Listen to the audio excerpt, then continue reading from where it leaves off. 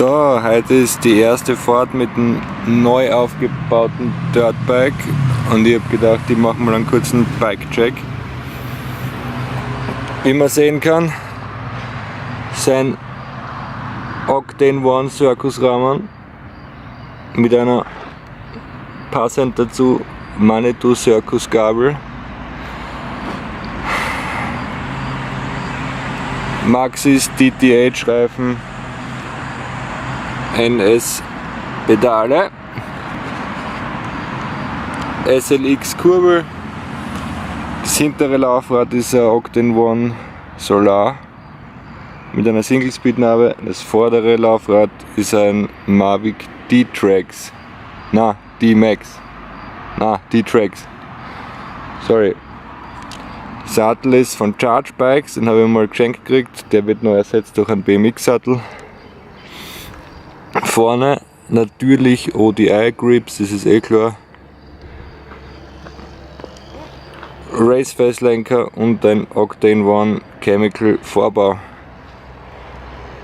Steuersatz ist unten, sieht man nicht, ein Pro und oben ebenso ein Octane One. Ja, es ist Samstag und verdammt früh, 8:30 Uhr und ich bin schon im Dirtpark, wie man sieht.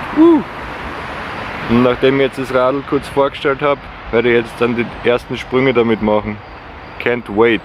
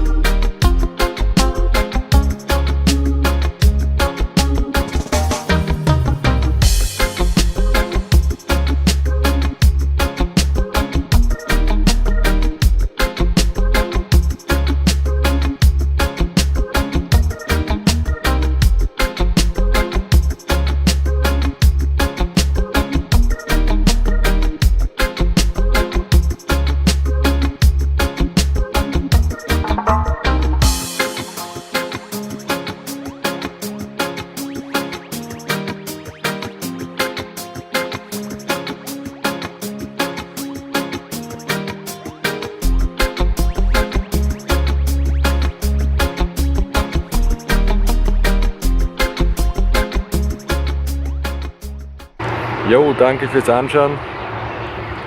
Das neue Radl funktioniert richtig gut.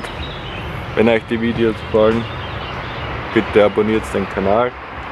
Und da werdet sicher auch noch mehr von diesem Rad in Zukunft sehen, weil es einfach geil ist und weil ich richtig froh bin, dass ich wieder einen Dirter habe. Ride on!